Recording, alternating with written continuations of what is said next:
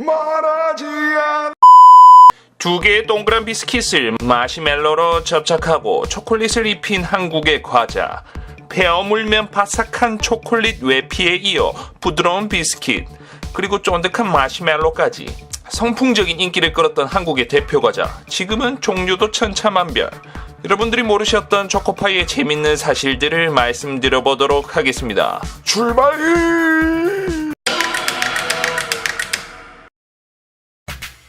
1974년 동양제과에서 처음으로 오리온 초코파이를 개발하였습니다. 그때 당시 빵과 케이크는 비쌌던 터라 부유한 집안에서만 자주 애용하는 식품이었습니다.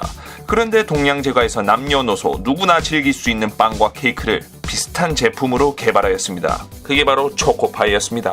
많은 분들이 초코파이가 초코가 발라진 겉부분이 빵으로 생각하시는 분들이 많으신데 그 부분은 바로 비스킷입니다. 비스킷에 수분이 더해져 빵의 식감을 나타내고 있는 것입니다. 선풍적인 인기를 끌다 보니 여기저기서 모방을 하기 시작하는데 롯데 초코파이, 크라운 초코파이, 혜태 초코파이 등 동양제과에서 적절한 상표 관리를 하지 않음으로써 대중들은 점차 초코파이는 과자의 한 종류인 보통 명사이고 그 앞에 붙은 오리온이나 크라운, 혜태 따위에 별도 브랜드로 제품을 구분한다는 인식이 고착되었습니다.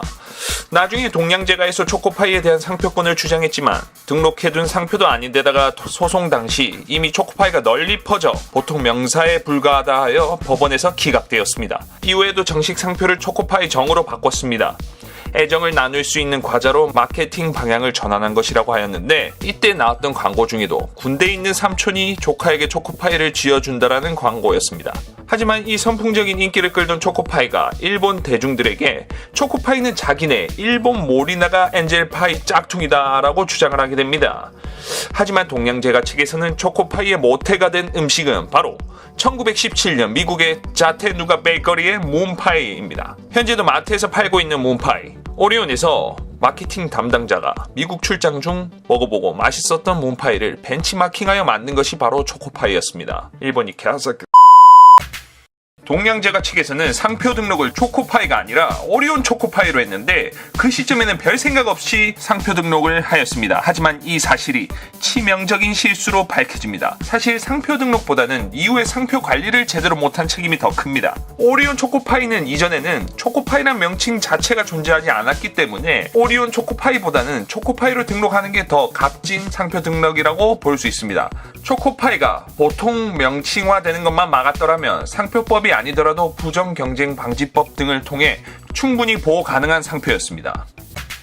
러시아, 중국, 베트남, 몽골 등 구공산권 국가들이 초코파이를 정말 좋아했습니다. 오리온에서도 이걸 인식했는지 한때 러시아, 중국, 베트남 전통 복장을 한 초코파이 포장을 내놓기도 하였습니다. 북한 또한 인기가 엄청 많습니다. 주민들이 중국에서 몰래 미리까지 하는 사건까지 있었습니다. 초코파이가 구공산권 국가에서 인기가 많은 이유는요, 대부분 경공업, 특히 간식이나 기호품 등의 비필수적인 사치제를 생산하는 경공업 기반이 약했기 때문입니다. 중공업이야 국가 주도의 투자가 이루어졌고 제분, 제빵 등의 필수제 경공업은 체제 유지에 필수적이니 역시 어느 정도 투자가 이루어졌지만 없어도 사는데 지장이 없었던 기호품 생산에는 투자가 미진했기 때문입니다. 그리고 동남아 사람들도 초코파이를 만만치 않게 사랑하였습니다. 2002년 부산 아시안게임 당시 선수촌 바로 맞은편에 있던 마트에서 초코파이가 바닥을 드러내는 것은 물론 카트에 초코파이 박스만 수십 개를 싣고 와서 계산하는 선수들도 북적였습니다.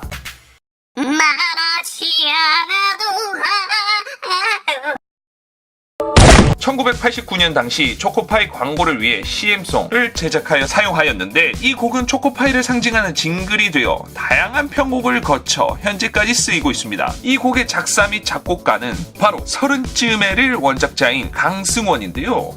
광고회사에서 다니던 후배가 필요하다고 하여 준 곡이라고 합니다. 그래서 강승원은 이 곡을 통해 한 푼도 벌지 못하여 소송까지 갔습니다. 하지만 패소하고 말았습니다. 그리고 초코파이는 동양그룹 창업주인 이양구 전 회장이 국민 간식으로 만들겠다는 목적을 가지고 가격 인상을 억제하였습니다. 하지만 원자재 가격 상승을 버티지 못하고 경영권도 담철곤 현 회장에게 넘어가면서 1996년 가격을 50원 올리면서 양을 31g에서 38g으로 증량하였습니다. 현재 수많은 마케팅 팀에서 하는 말이 있습니다. 대한민국에서 아무 마케팅을 하지 않아도 무너지지 않는 두 제품이 있습니다.